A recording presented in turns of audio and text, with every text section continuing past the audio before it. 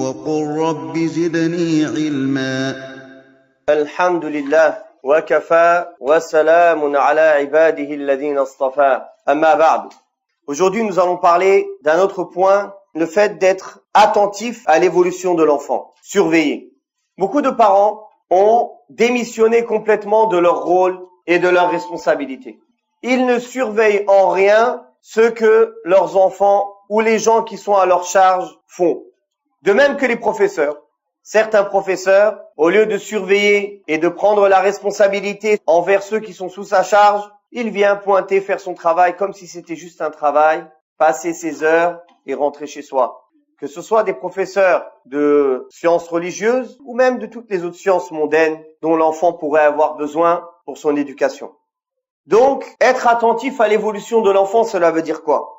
C'est d'être vigilant envers l'enfant et de le surveiller dans sa formation dogmatique, dans sa foi, dans son éthique, de l'observer et de le contrôler durant son développement psychologique, social et de le questionner régulièrement sur son état et sa situation, tant du point de vue de l'éducation physique que de l'accumulation des connaissances. C'est-à-dire que toujours demander des comptes, toujours surveiller, toujours voir où il en est, questionner, voir comment il pense, qu'est-ce qu'il a appris, etc.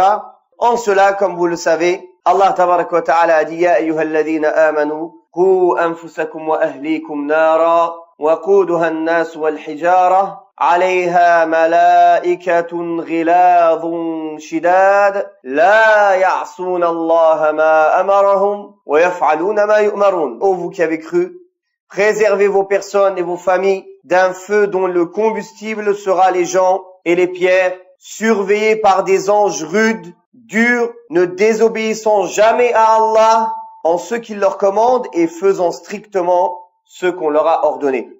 De même, le prophète sallallahu alayhi wa sallam a dit dans le hadith de Ibn Umar, vous êtes tous bergers et vous serez tous questionnés sur l'objet de votre garde. De même qu'il a dit, l'homme est gardien de sa famille et en est responsable. La femme est la gardienne de la demeure de son époux et elle est responsable de ses enfants, comme il est venu dans ce hadith sahih rapporté par Al-Bukhari. De même qu'il a dit, enseignez à l'enfant la prière à l'âge de 7 ans et corrigez-le à l'âge de 10 ans. Tous ces hadiths, ils prouvent quoi? S'ils ne prouvent pas que l'homme, il est responsable de conseiller le bien et de déconseiller le blâmable, de même que le hadith que nous avons cité au début de ces cours, qu'on ne cessera de rappeler, où le prophète sallallahu alayhi wa sallam a dit, chaque personne va être questionnée le jour du jugement dernier sur l'objet de sa garde et de sa responsabilité, jusqu'à ce que l'homme soit questionné sur les gens de sa maison. Donc, la responsabilité de surveiller, de conseiller, de corriger, de vérifier, de suivre, c'est une responsabilité que beaucoup de gens ne veulent pas prendre. Et on a même des gens qui disent non, il faut pas contredire l'enfant. Sinon, il va avoir une frustration, il va pas t'écouter. Il faut pas le corriger, il ne faut pas le surveiller, il ne faut pas lui donner de limites. Ceux qui disent ça, ils disent le contraire de ce que le Coran il dit, la Sunna elle dit. Le Coran, on l'a vu, comment Allah il a donné la responsabilité à l'homme de sauver sa famille de l'enfer. وَالْمُؤْمِنُونَ وَالْمُؤْمِنَاتُ بَعْضُهُمْ أَوْلِيَاءُ بَعْضٍ يَأْمُرُونَ بِالْمَعْرُوفِ وَيَنْهَوْنَ عَنِ الْمُنكَرِ. Les croyants et les croyantes sont alliés les uns les autres. Ils conseillent le bien et ils déconseillent le blâmable. C'est une chose parmi les choses de base de l'islam que les musulmans ils conseillent le bien, ils déconseillent le blâmable. Et le prophète sallallahu alayhi wa sallam a dit, celui qui voit un mal, qu'il le change de sa main. S'il ne peut pas de sa langue, s'il ne peut pas de son cœur, et c'est le minimum de la foi. Si ça c'est ton obligation dans la vie de tous les jours, que va-t-on dire alors concernant les gens qui sont sous ta responsabilité, sur lesquels tu seras questionné spécifiquement? Donc, le fait de surveiller, ça se manifeste en plusieurs aspects de l'éducation. Premièrement, l'éducation sociale.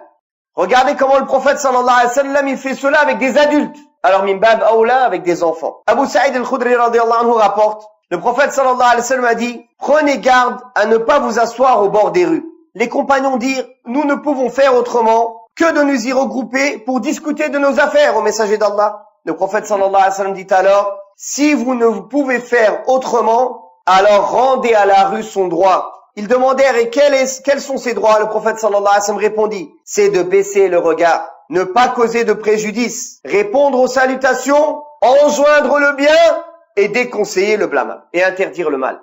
Donc regardez, il leur a appris dans la société comment on doit se comporter même dans la rue. De même que le prophète sallallahu alayhi wa sallam éduquait les enfants dès leur plus jeune âge. Omar ibn Abi Salama rapporte, j'étais un jeune garçon et j'étais en présence du prophète sallallahu alayhi wa sallam lors d'un repas.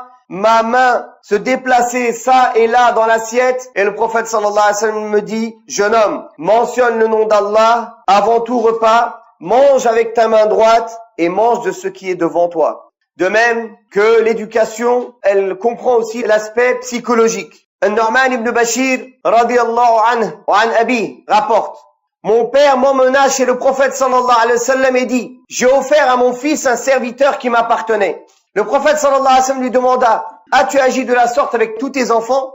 Le père répondit non.